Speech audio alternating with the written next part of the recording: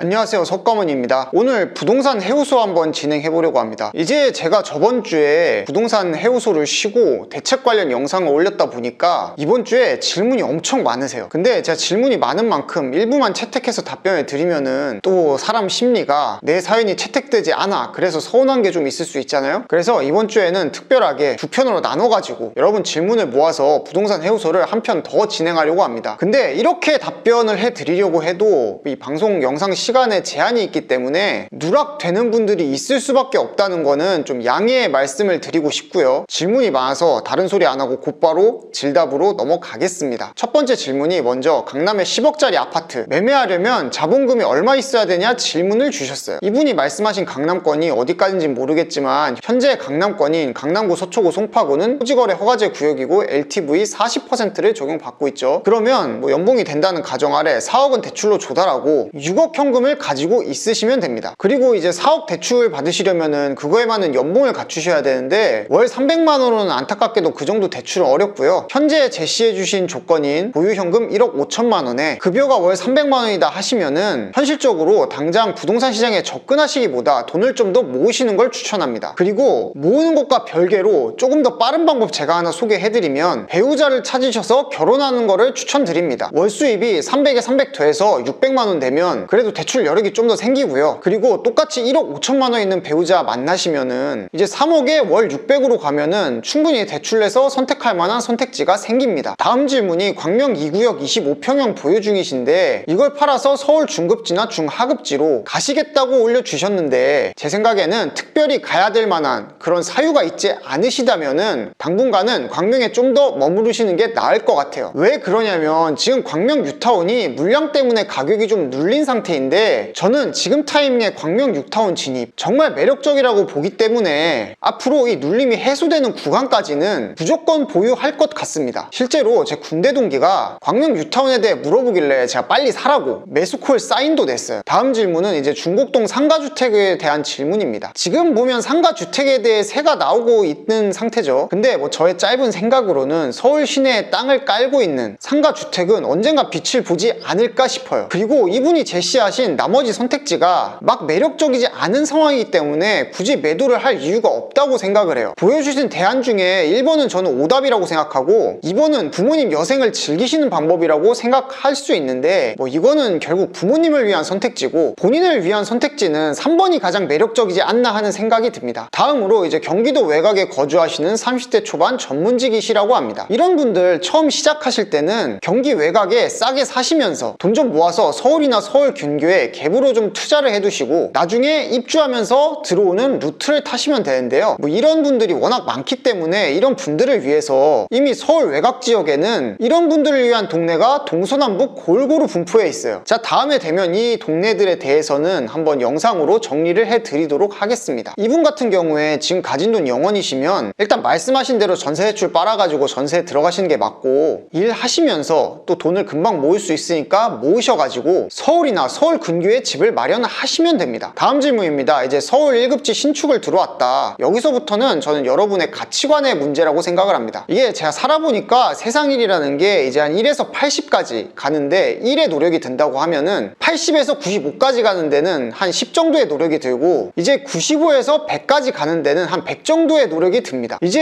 1급지 등기 치셨단 말은 이분이 95까지 왔다는 얘기예요. 근데 여기서 100 정도의 노력을 더해가지고 100을 가실 건지 말 건지는 본인의 성향에 따라서 하시면 되는 거예요. 부동산으로 치면은 국평가격 기준으로 80까지가 10억 내외고 95까지가 국평 기준 30억 정도라고 생각하시면 되는데요. 이미 95까지 채우셨으면 저는 그걸로 충분하다고 생각하는 다음 사연입니다. 이제 이분은 수지에 두 채 가지고 있다고 하십니다. 애매하게 두 채를 좀 갖고 계시네요. 팔고 7억 정도 융통할 수 있는데 서울에 재개발 투자 가능한 예산으로 보이는데 재개발 투자 하시고 진행만 잘 된다면 저는 방향성 자체는 매우 괜찮다고 보는 사람입니다. 다음으로 이제 상일동의 아르테온 앞에 주상복합 얘기해 주셨는데 이분 정답 알고 계세요. 말씀하신 대로 길동이나 암사동에 급지를 좀 낮춰서라도 일반 아파트 보시는 게 낫습니다. 주상복합 쉽게 접근하시는 거 아니에요. 다음으로 이제 광역시 질문하시는 분들이 계신데 제가 이 지방은 잘 모르기 때문에 얘기를 잘 하지 않는데 큰 틀에서만 말씀을 좀 드릴게요. 광역시도 핵심지는 사셔도 됩니다. 이 광역시라는 게 결국 이 근방의 인구가 모이는 그런 도시이기 때문에 때문에 그 안에서도 급지가 있고 핵심지가 있어요. 그러니까 어느 정도 그 안에서도 1급지가 나뉘기 때문에 뭐 거기 1급지에 사시는 분들이 서울을 올까 말까 이런 단계가 지금 아니라 단순히 투자금 4억으로 서울을 갈까요 광역시를 갈까요 이러면 수익률 측면에서 뭐 크게 차이가 안 날 수도 있습니다. 왜냐하면 이분들이 나중에 다시 한번 갈아타기를 하실 거기 때문에 집의 보유기간이 막 그렇게까지 길지 않을 거기 때문이에요. 길게 보면 당연히 서울이 좋다고 생각할 수 있죠. 근데 제가 왜 이렇게 얘기를 하냐면 또 한 가지 생각해 봐야 될 게 우리가 살면서 단순히 투자 측면만 생각을 하는데 주거 안정의 측면도 있기 때문에 4억의 금액이 있으시다면은 광역시를 사셔도 저는 큰 차이가 없을 거라는 생각이 듭니다. 다음으로 이제 15장 투자 수익률 측면에서만 보신다고 하시면 뭐 재개발 박아놓고 완공된다 치면은 그게 투자 수익률 측면에선 가장 좋지 않을까 싶어요. 왜 그러냐면 지금 시기가 신축의 가치가 상당히 높은 시기이기 때문에 그래요. 다음으로 이제 실거주 의무가 있으신 분입니다. 이런 경우는 가장 심플한 게 27년 이후에 합쳐가지고 이동하시는 게 맞고요. 4억 5천으로 갭을 쳐놓고 일시적 1가구 2주택으로 가겠다 이런 전략을 말씀해 주셨는데 이게 실거주 기간을 고려해 봤을 때 양도까지 기간이 얼마 되지 않아가지고 시간이 촉박하기 때문에 생각보다 쉽지 않을 것 같아요. 다음 질문은 이제 급지를 어떻게 선정하느냐 급지 선정 기준이에요. 당연히 뭐 제가 강남과 가까운 순으로만 급지를 설정하진 않겠죠. 급지라는 게 뭐냐면은 권역별로 실수요자들이 움직이는 루트를 얘기하는 거예요. 예를 들어 이제 잠실이라는 곳이 있다 치면은 누가 돈을 벌어서 잠실으로 들어오냐 이걸 보셔야 된다는 거예요. 뭐 송파나 둔촌, 명일, 광장, 고덕 이런 곳에서 돈 벌면은 잠실 들어가는 거고 이런 식으로 특정 동네에서 돈을 번 사람이 어디로 이동하느냐 이걸 기준으로 급지의 우열이라는 게 형성이 되는 거죠. 그리고 추가로 잠실이 중급지냐 상급지냐 물어보셨는데 잠실 당연히 상급지입니다. 다음으로 자녀가 이제 중등인데 서울 학군지 괜찮은 아파트를 전세 5억 이하로 가려고 한다 이러시면 사실 반전세로 가실 수밖에 없어요. 다음으로 이제 지주택 질문 나왔습니다. 지주택 같은 경우에 우스갯소리로 보통 원수한테 권해라 뭐 이런 얘기가 있죠. 이 동작구가 지주택 성공 사례가 많은데 동작구가 지주택 성공 사례가 많은 이유가 여기가 그 조선시대 양녕대군인가? 그쪽에 문중 땅이 많기 때문에 토지 소유권이 별로 복잡하지가 않아요. 그렇다 보니까 이 토지의 매입이 되게 수월해서 성공 사례가 많은 거고요. 해당 단지의 성공 여부는 뭐 저는 확신을 드릴 수 없습니다만 성공만 한다면 단지도 크고 입지도 좋기 때문에 뭐 이거 속된 말로 장난 아니겠죠. 근데 제가 성공하느냐 마느냐 이 부분에 대해서는 저도 말씀을 확실하게 드리질 못하겠어요. 이 부분은 좀 이해해 주셔야 될 것 같습니다. 다음으로 이제 강남 분당 2주택은 세금 때문에 비추냐라고 물어보셨습니다. 아마 내년 5월 기준으로 양도세 중과 배제가 종료될 확률이 저는 있다고 봅니다. 만약에 양도세 중과 배제가 해제되는 상황이라면 다주택자분들은 이제 퇴로가 끊긴 상태로 고난의 행군을 준비하셔야 되는 상황이라는 거예요. 일단 지금 2주택자이신 분들이 생각해 보셔야 될 게 내가 보유세를 얼마나 감당할 수 있는가 이거 한번 생각해 보셔야 되는데 그 고난의 기간을 버텨내기만 하면 더 큰 수익으로 나한테 돌아올 것이기 때문에 제 생각은 버틸 수 있으면은 무조건 버티는 게 맞습니다. 대신 혹시 아직 1주택인데 내가 하나를 더 사볼까 생각하시는 분들은 좀 말리고 싶어요. 제가 지금 얘기한 것은 이미 다주택자이신 분들이 어떤 선택을 하느냐에 대해서 말씀을 드린 겁니다. 그래서 이분들은 내년 5월이 이제 양도세 중과 배제 종료 예정 시점이기 때문에 그 전까지 내가 이걸 버틸 수 있는지 객관적으로 내 상황을 좀 바라볼 필요가 있습니다. 이제 이번 부동산 해우선 여기까지고요. 제가 앞서 말씀드린 것처럼 질문이 좀 많다 보니까 이 질문을 몇 개 더 선정해가지고 추가적으로 한 편 더 편집해서 이번 주 중에 올려드리도록 하겠습니다.